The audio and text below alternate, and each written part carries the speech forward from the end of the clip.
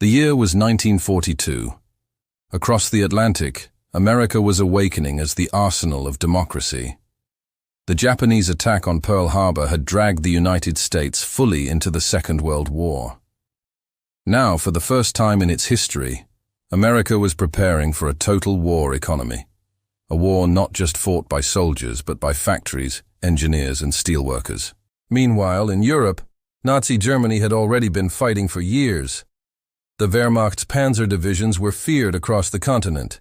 German tank crews believed they commanded the finest machines ever built, the Panzer IV, the Tiger IV, and later the monstrous Tiger II and Panther. These tanks were technological marvels, heavily armored, lethal, and engineered with precision. But the German tankers would soon discover a different kind of nightmare. One that didn't rely on thicker armor or bigger guns, but on numbers. In early 1943, reports began trickling in from the Eastern Front. The Soviets, backed by American supplies under the Lend-Lease program, were receiving strange new tanks, faster, lighter, and incredibly numerous. The Germans dismissed them at first. Mass production, they scoffed, always means mediocrity.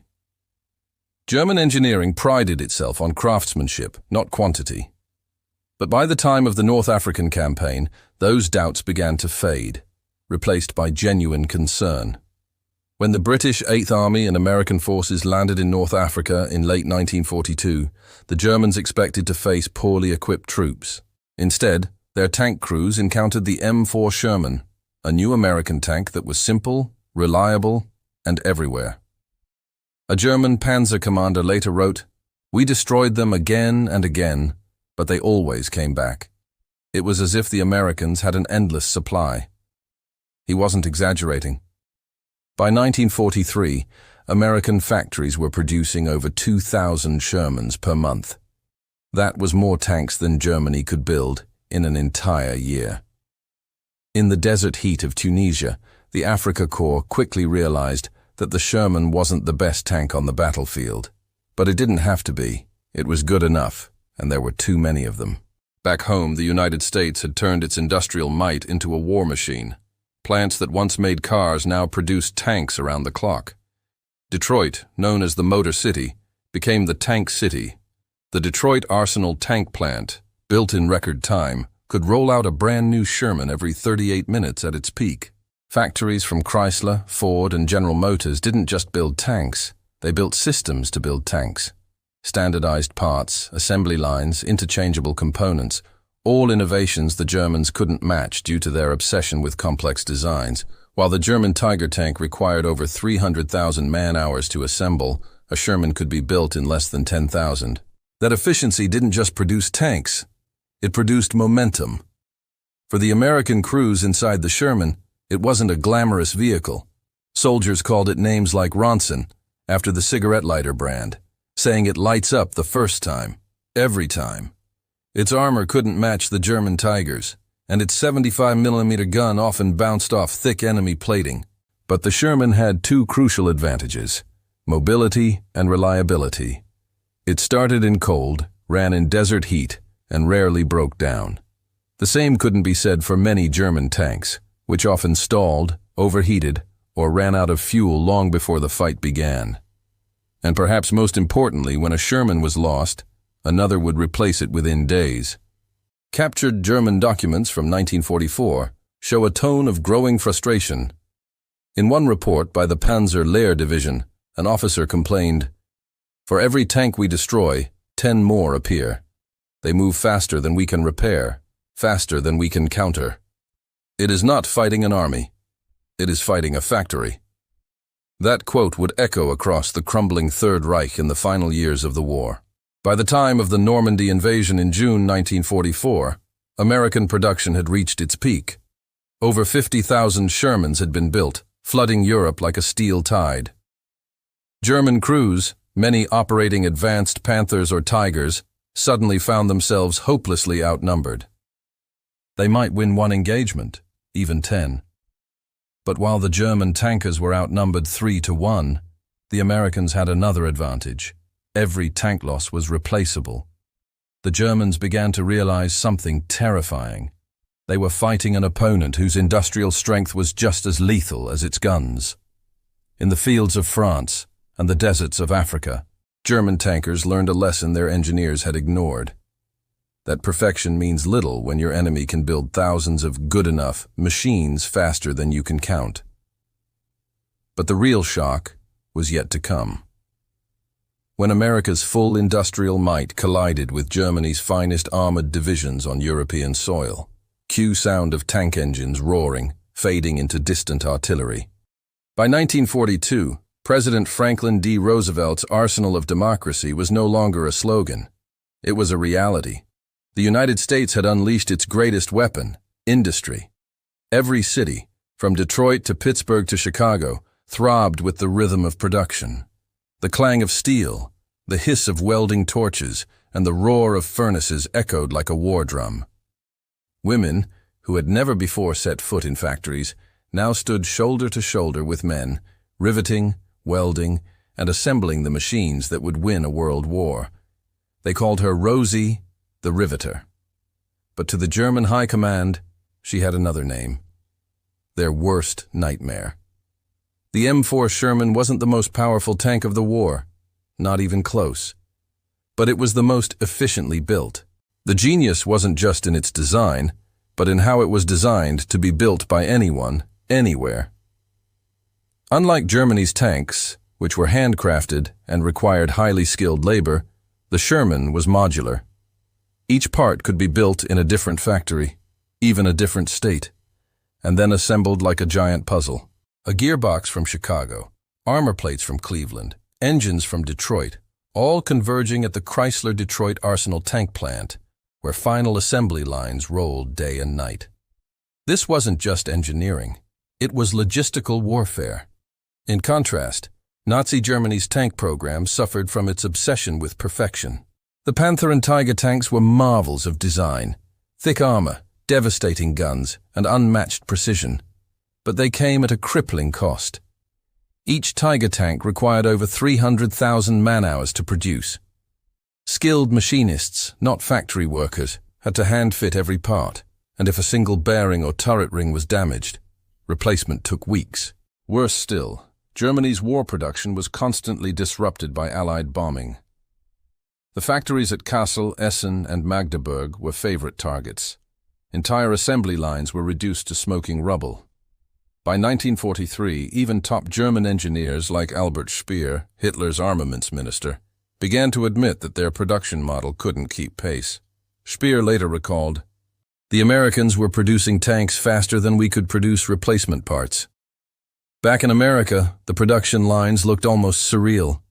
Long rows of tanks stretched as far as the eye could see, like an ocean of steel.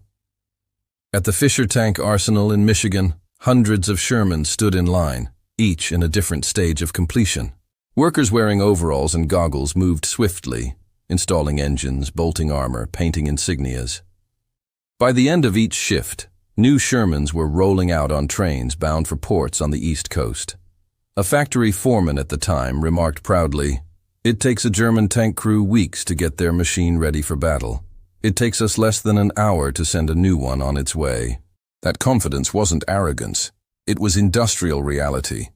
America's tank production didn't just arm its own soldiers. The United States supplied Britain, Free France, and even the Soviet Union under the Lend-Lease program. Soviet commanders at Kursk used American-made Shermans alongside their own T-34s, praising their reliability and comfort. By 1944, the U.S. had shipped over 17,000 Shermans overseas, across oceans, through storms, and past enemy submarines. It was an unprecedented feat of coordination. Tank factories, railways, shipping convoys, and frontline depots all moving in perfect sync. Even when ships were sunk, replacements were already on their way. It was as if America had created an endless steel river flowing toward the front lines. Inside German headquarters, officers began noticing something disturbing in field reports. Panzer divisions that once dominated the battlefield were now outnumbered and outmaneuvered. A frustrated panzer commander in Italy wrote in his diary, "We knock out 5, and there are 10 more behind them." It is madness. We are being buried under machines. German intelligence at first refused to believe the numbers. Their analysts assumed American propaganda had exaggerated production figures. But aerial reconnaissance soon confirmed the truth. Rows upon rows of tanks lined up in English ports, awaiting the invasion of France. It wasn't propaganda. It was preparation. By 1944, Hitler's generals debated a critical question. Should Germany continue building complex tanks like the Tiger, or switch to simpler designs like the Panzer IV to increase numbers? Some, like Heinz Guderian, argued for simplification. Quantity has a quality of its own, he warned. But others clung to the illusion that superior engineering would triumph. The result was paralysis, and by the time they realized their mistake, it was too late. The Allies were already building tanks faster than Germany could destroy them. As 1944 dawned, Europe held its breath. Somewhere in the English countryside, American tank crews trained with their Shermans, learning how to navigate mud, hedgerows, and open plains. Mechanics worked tirelessly to keep engines humming. Supply officers calculated fuel, ammunition, and spare parts down to the last gallon. Meanwhile, across the Channel, German tank crews in occupied France prepared for the invasion they knew was coming. But not the scale of it. They believed they were ready. They believed their Panthers and Tigers could stop anything the Allies threw at them. What they didn't realize was that America had built a tidal wave of steel that no wall could stop. In a few short months, the German panzer divisions would come face to face with an industrial power unlike anything the world had ever seen. And when the Shermans began landing in Normandy, German tank crews would finally understand the true meaning of shock and awe. June 6, 1944. D-Day. The largest amphibious invasion in history. But behind the waves of soldiers storming Normandy, beaches, lay another kind of invasion, an invasion of machines. As the first light broke across the English Channel, thousands of American Shermans sat secured in landing craft, engines rumbling like a metallic heartbeat. Their hulls were daubed with waterproofing paint and crude slogans, Texan Fury, Hell on Wheels, Omaha Express. The men inside were tense but ready. Many had never seen combat before. What they didn't know was that their Shermans, though outgunned by German Tigers and Panthers, were about to overwhelm the enemy by sheer numbers, logistics, and persistence. When the ramps dropped on the Normandy beaches, chaos erupted. Artillery pounded the shore, machine guns spat fire, and tanks struggled through the rising surf. Some Shermans sank before they reached land. Others clawed their way onto the sand, their engines screaming under the strain. Yet by noon, dozens of Shermans had already formed a rolling wall of steel pushing inland. On the bluffs overlooking Omaha and Utah Beach, German tank crews from the 21st Panzer Division peered through binoculars, stunned by what they saw. Waves of Shermans kept appearing through the haze, one after another, unstoppable. A German lieutenant radioed headquarters in disbelief. They just keep coming. Even when we hit them, more arrive. I can't count them all. For German panzer crews, trained to rely on quality and precision, the sight was almost surreal. They had fought the British before, even the Soviets, but never had they seen this kind of relentless replacement. Every destroyed tank seemed instantly replaced by another. By the end of the first week, Allied forces had landed nearly 2,500 Sherman tanks in Normandy alone. Within a month, over 5,000 were operating across northern France. When the German Panther and Tiger tanks finally engaged, they inflicted heavy losses. A single Tiger could knock out a Sherman from over a mile away. The Sherman's 75mm gun often couldn't even penetrate the Tiger's frontal armor. But then, something strange happened. After the battle, when German crews climbed out to inspect the field, they found dozens of Sherman wrecks and realized new ones had already appeared nearby. Their victories felt meaningless. Every Tiger kill was swallowed up by the Allied machine. One German tank commander near Caen later said, "For every Sherman we destroyed, there were 5 more by evening." It felt like trying to stop a flood with a shovel. The secret to this endurance wasn't just numbers, it was logistics. Each Sherman battalion was supported by mobile repair units, entire companies of mechanics who followed the front lines. When a Sherman was hit but not destroyed, recovery crews would haul it off the field, patch it up, and return it to service within hours. In contrast, German tank divisions often had to abandon damaged Panthers because they lacked spare parts or fuel. A Tiger that threw a track in muddy terrain could be left behind and destroyed by its own crew to prevent capture. For every German tank lost, weeks of production vanished.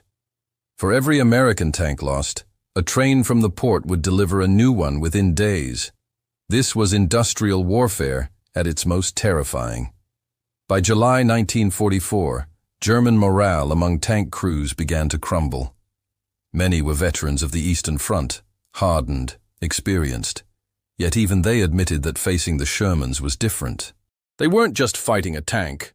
They were fighting an idea, mass production as a weapon. A member of the Panzer Lehr Division wrote bitterly in his diary, "The Americans fight like a machine, tireless, endless, precise. Their tanks are not superior, but their factories are invincible. Everywhere they turned, another Sherman. Every village, another column. Every road, another convoy of replacements." The realization began to sink in. Germany could no longer win through tactics or technology alone. The fighting around St. Lo in late July 1944 became a turning point. American forces launched Operation Cobra, a massive breakout from the Normandy hedgerows. The plan relied heavily on Shermans to punch through German defenses after a devastating carpet bombing. When the smoke cleared, the ground shook under the advance of hundreds of tanks moving in formation. Farmers' fields turned into rivers of mud and steel. German anti-tank units tried to set ambushes. Some succeeded, temporarily. But for every knocked-out Sherman, 3 more rolled through. The Wehrmacht's armored spearhead simply couldn't hold the line. Within days, the German front in Normandy began to collapse. And as Allied tanks poured into the breach, German tank crews sent desperate messages to headquarters, pleading for reinforcements that never came. Let's pause for a moment to understand the scale of this industrial power. By mid-1944, U.S. factories were producing over 2,000 Shermans every month. Germany, under constant bombardment, could barely manage 300 tanks total per month, across all models. For every Tiger produced, 10 Shermans rolled off American assembly lines. This wasn't just superiority, it was inevitability. The German crews understood this far too late. No matter how skilled they were, no matter how many Shermans they destroyed, America could simply replace them faster than Germany could react. By the end of summer 1944, the myth of German armored invincibility was shattered. The Tiger was still feared, yes, but fear couldn't stop 1,000 Shermans rolling toward Berlin. German tank crews had finally grasped the truth. They weren't losing to better soldiers or stronger machines. They were losing to the sheer, unstoppable power of American industry. By August 1944, the Allies were no longer confined to Normandy. The Shermans, like a tide of steel, surged across northern France. The German panzer division scrambled to respond, but the rules of engagement had changed. This was no longer a battle of tactics alone. It was a race against an industrial juggernaut. After the success of Operation Cobra, American armored divisions advanced toward the Seine and Loire rivers. Road by road, village by village, Sherman after Sherman pressed forward. German tank crews, despite their experience and fearsome machines, found themselves constantly on the defensive. The sheer number of Shermans allowed the Allies to rotate damaged tanks out of the line while keeping momentum. While historians often focus on numbers and production, the psychological impact on German crews was devastating. Veteran tankers who had survived the Eastern Front described Normandy as unlike any battlefield they had known. One Tiger driver noted, "We fought like lions, but the Shermans never seemed to tire. Every loss was immediately replaced. It was impossible to keep up." Letters from panzer crews reveal fear and frustration. A young NCO wrote to his family, "They are endless. Every Sherman we destroy is replaced before nightfall. We are fighting ghosts made of steel." This constant pressure was compounded by supply shortages. Fuel was scarce. Spare parts were nearly impossible to find. Panthers and Tigers, though superior in design, were vulnerable when immobilized by a broken track or lack of ammunition. Meanwhile, Shermans continued rolling, fueled, repaired, and ready for the next engagement. The Sherman's advantage wasn't in raw firepower. The 75mm gun was often ineffective against heavy German armor. Its frontal armor couldn't withstand a Tiger shell. And yet, it dominated, a paradox that baffled German crews. The explanation lay in mobility, reliability, and numbers. Mobility. Shermans could traverse soft ground and narrow roads more easily than heavy German tanks. Reliability. The M4 rarely broke down. Engines started in freezing weather and never overheated in the sun-baked countryside. Maintenance. Field repairs were quick and efficient. A damaged Sherman could return to battle within hours. The Germans realized that even superior technology was meaningless without the means to replace losses. The Battle of the Falaise Pocket in August 1944 marked one of the decisive turning points. German forces were trapped in a narrowing corridor by advancing American and British units. Panzer divisions attempted desperate counterattacks with their Tigers and Panthers, hoping to break through. Despite initial successes, each destroyed Sherman was replaced by two more. German tanks became trapped and overextended. The Allied tanks, coordinated with infantry, artillery, and air support, pushed relentlessly. German casualties were catastrophic. Around 50,000 troops and hundreds of tanks were lost. For the Panzer crews, the loss wasn't just physical, it was a blow to morale. The once feared armored divisions now felt outmatched not by skill, but by sheer production capacity. A captured German officer later recounted, "We were trained to fear nothing, yet here we were, staring at tanks we could not stop. It was like the enemy had a machine that reproduced itself." Even high-ranking commanders expressed disbelief. General Heinz Guderian, reflecting on the Normandy campaign, admitted that the Allies' ability to replace equipment and sustain armored thrusts had fundamentally altered the battlefield. "We faced tanks in a quantity we could not hope to match. Their numbers alone defeated us, more than tactics or skill."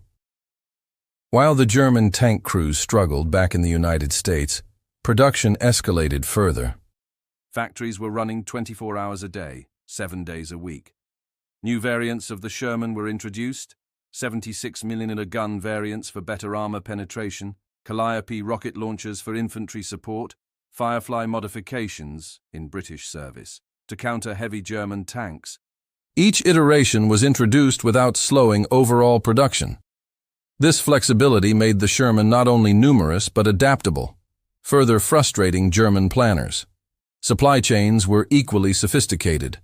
American logistics officers coordinated rail transport, truck convoys, and port operations to ensure that tanks reached the front lines fully fueled and armed. The Germans, by contrast, had no comparable system. Allied bombing campaigns had disrupted rail lines and fuel depots, leaving the Panthers and Tigers stranded in isolated positions, often waiting for weeks for replacements or repairs. During the month-long fighting for Caen, German tank units faced an unprecedented barrage of Sherman tanks. The city streets became a maze of destroyed vehicles, yet Shermans continued to arrive from rear depots. A German panzer commander wrote, "Every street we cleared was filled with more Shermans within hours. We had nothing left that could challenge them in numbers." By the end of July, the Allied tanks outnumbered German armored units 3-1 across northern France. The concept of winning through superior technology was no longer valid. The Allies demonstrated that reliable, mass-produced machines could dominate even in the face of superior engineering. Germany attempted to concentrate its remaining armor to form counterattacks, but with Shermans arriving constantly and infantry, artillery, and air support coordinating flawlessly, each counterattack failed. The Germans lost tanks faster than they could build them. By mid-August 1944, German tank crews realized a chilling fact. They were fighting a war where the true weapon was not T firepower alone. It was production itself. The Shermans weren't invincible individually, but the industrial machine behind them made them unstoppable collectively. German crews were forced into a new kind of warfare, one where courage and skill mattered but could not overcome the sheer flood of steel rolling across France. The battles of Normandy had proven one stark truth. In the modern war, it was not enough to have the finest tanks or the bravest crews. If your enemy could replace every loss within hours and do it across thousands of units, you were destined to lose. And for the German tankers, this lesson came at a devastating cost. By late summer 1944, the race across France had become a torrent. American Sherman tanks, once considered inferior, were now the spearhead of a mechanized juggernaut. German tank crews, no matter their skill or courage, faced an impossible reality. They were outnumbered, outpaced, and outlasted. The Allies had broken through Falaise, surrounded German forces, and continued their push toward the Seine River. For the panzer divisions, it was a nightmare of constant engagement. Tigers and Panthers were still lethal, but numbers overwhelmed quality. Every destroyed Sherman was replaced. Every supply line kept running. Every forward push, relentless. The key wasn't just production, it was coordination. Infantry, artillery, and air support worked hand in hand with armored divisions. Tanks moved in columns, covered each other, and advanced with precise timing. Rear echelon supply and repair units ensured no Sherman stayed out of action for long. A single battalion could lose 10 tanks in one skirmish. Yet within 2 days, replacements arrived to continue the offensive. German commanders grew increasingly desperate. Reports from panzer divisions reveal growing panic. Officers described scenes of overwhelmed defensive positions, roads littered with destroyed German armor, and enemy tanks constantly appearing from the horizon. One German tanker wrote, "We destroyed 20, maybe 30 Shermans, yet by nightfall, 50 more stood ready to attack. It is as though they multiply before our eyes." The psychological toll was immense. Even the most seasoned veterans admitted that sheer volume, not skill, was now deciding battles. The Allies exploited this advantage during the advance to the Seine and the liberation of Paris. Shermans spearheaded multiple breakthroughs, forcing German units into chaotic retreats. German attempts at concentrated counterattacks failed repeatedly. Tigers, though superior individually, were too few and too slow to stop the advancing Sherman columns. Strategic German planning faltered as the Allies leveraged both speed and mass production. By September 1944, Allied armored divisions had reached the German border. Thousands of Shermans had been deployed. Panthers and Tigers could no longer hold a defensive line. German crews watched in disbelief as American tanks replaced losses faster than the German industry could produce replacements. The message was clear. The war had shifted from a duel of machines to a duel of economies. German tank crews faced an enemy whose strength lay not in individual tanks, but in the inexhaustible stream of steel rolling toward them. German officers and tankers described encounters with Shermans as surreal. A diary entry from a Panther driver in late 1944 read, "We face enemies that never tire. Each Sherman we destroy is only one among thousands. How can we hope to win?" Even some Allied soldiers noted the psychological edge this gave them. Knowing that replacements were always coming, crews were more willing to press forward, take risks, and sustain relentless pressure. By late 1944, the Shermans' influence was undeniable. German armored divisions were in constant retreat. Tanks that were individually superior could not overcome overwhelming numbers. American production and logistics had become a decisive weapon, eclipsing even the most advanced German engineering. The battles of France had demonstrated a critical lesson in modern warfare. Industrial capacity could determine victory as much as bravery or tactics. German tank crews had trained, fought, and mastered their machines, yet all their skill could not offset one fact. The Shermans kept coming. Every destroyed tank, every failed ambush, every desperate counterattack, it was all met by another Sherman, another crew, another surge of steel. The battlefield had become a testament to the power of industry, and the German crews, though valiant, were powerless against it. By the end of 1944, the German panzer divisions were shadows of their former glory. Tigers and Panthers still roamed the battlefield, but their numbers were dwindling. The relentless wave of Sherman tanks had proven unstoppable. Germany's finest crews, their courage unquestioned, had been outmatched not by tactics or technology, but by sheer industrial might. The Sherman tank, often criticized for its lighter armor and moderate firepower, had become a symbol of American ingenuity, the ability to leverage mass production, logistics, and adaptability to overcome battlefield limitations. While individual German tanks could destroy multiple Shermans in a single engagement, they could not keep up with the flow of replacements. Each engagement became a war of attrition that the Allies were guaranteed to win. Here is the part many overlook. The Sherman's weaknesses were actually part of its genius. Its reliability meant crews could focus on tactics rather than maintenance. Its modularity allowed for rapid upgrades, like the introduction of 76mm guns or specialized variants such as Calliope rocket launchers. And most importantly, its abundance created psychological pressure. German crews faced an enemy that seemed endless. In many ways, the Sherman's greatest weapon wasn't its cannon, but the fear it inspired simply by existing in vast numbers. Historians often point out that the war in Europe was not won solely by American troops on the front lines.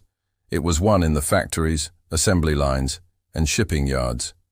Each Sherman rolling across Normandy, across France and into Germany, was a manifestation of industrial strategy, demonstrating a crucial lesson. In modern war, production can be just as decisive as firepower. German tank crews learned this the hard way. While their individual skill and bravery were extraordinary, even the most elite panzer units could not halt the unstoppable tide of Sherman tanks. The battlefield had changed forever. From that moment, armies would no longer rely solely on superior technology. They would rely on the power to produce and sustain it on an unprecedented scale. The Sherman's legacy lives on not because it was invincible, but because it proved the principle of overwhelming industrial strength.